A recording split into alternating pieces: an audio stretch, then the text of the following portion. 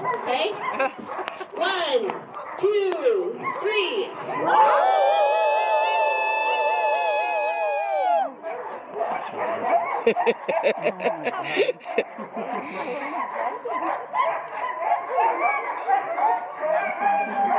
What's your dog's name?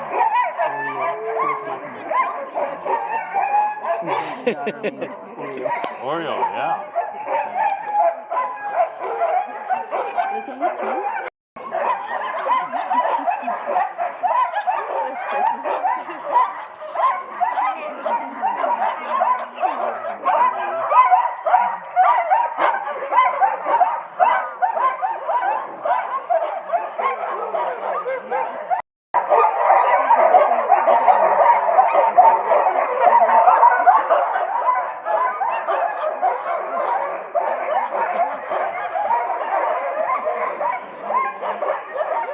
Oh boy. And they're off.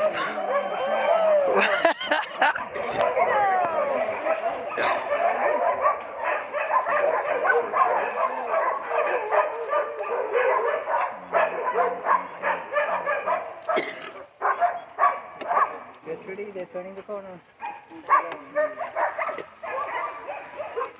Right there. Come on, Mike, he said. Come on, Mike. Move your butt.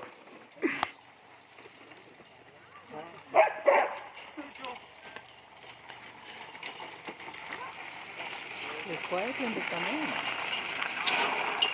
All right. Go ahead and give them a nice round of applause.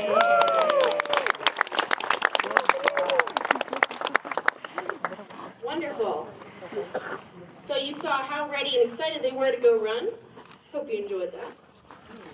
Now I asked you a question before we saw them run. And that was, if that was your job, remember in the wintertime, what kind of gear would you want to have? Did anyone come up with something? I heard boots. Good shoes. Heavy coat. Boat. More boots. One for each foot, yes. More boots. A harness, okay. What else did we come up with? Food, yeah. A good leader, excellent. Yeah, the second part of the question was, what kind of coworkers do you want? Right? Yeah. You want a good leader? Teamwork? Teamwork. Strong? All right. Awesome. So let's start with the kind of gear that these dogs come naturally equipped with. All right? These dogs that you see here are all called Alaskan Huskies. Now that is not a breed that you're going to see in a dog show. It's not recognized by the AKC or anything like that. It's a working breed of dog that shares a particular group of traits that make them good at their job.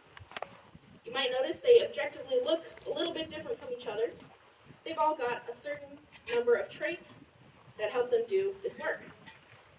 So let's talk about boots. I heard you would want boots. If you notice, these dogs have really big paws. They are large and they're also compact, so their toes are close together. What that does is it helps them walk across snow and ice, kind of like a snowshoe. And the fact that they're compact helps them not get snow and ice between those toes. You might know other dogs with a large foot, like a golden retriever, for example. But if you look at their paws, they've got webbing in between the toes. Golden retrievers are water dogs. These are snow dogs, so they've got kind of snowshoe-like feet. I heard somewhere over here, somebody wanted a coat, a nice thick coat. Yes, would. So these dogs all come with a double coat. So the top layer of their coat is somewhat waterproof, helps wick off the rain and the snow. And then the underneath is very dense and soft and warm, and it helps them stay really cozy. So it would be like wearing your warmest coat and then a raincoat on top of it. Now, and Cupcake. And it is their job to lead the team. So they have to be able to make good decisions and also be good listeners to the human who's standing back here. In the middle, we have Mike today in the role of swing dog. And swing dogs help the sled maneuver, help them swing. So imagine pulling a sled through the snow. You're going to want to be able to make some good turns. And in the back today we have Munchkin and Elsie in the role of wheel dog. So the wheel dogs really give the sled the oomph. So they get the job going. They're very strong. Yes. They're very strong, and they get it going for the rest of the team to then start pulling. Now, this team today is 5 dogs, but you could have a team of 15 dogs, 16. It could be a really large team or a really small team. You would simply add more dogs in the middle, and those would be called team dogs. So why would we want more or less dogs? Depends on what you're pulling. So today they just pulled a person in a cart, but the majority of their job is in the winter. They are working dogs, and in the winter they're pulling a sled through snow filled with any number of things. So we like to call the sled dogs here our co-workers. They are, and they are our canine rangers. They help with a huge variety of jobs in this park. So let's say it's the middle of winter and you're a scientist and you want to get out to your study area way off the road, miles and miles out there. How are you going to get there? Sled dog team. Sled dogs will take you there and they'll haul all your equipment out there and they'll bring you back safely as well. They help with scientific research.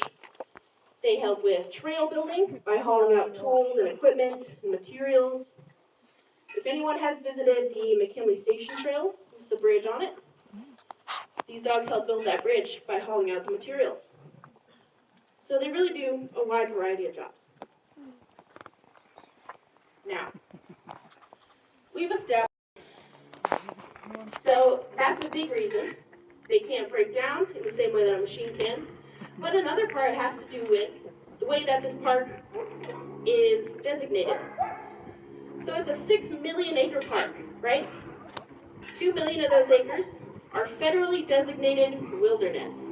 That's a capital W, wilderness. And what that means is essentially we are trying to protect that land as it is, with as little interference from people as possible.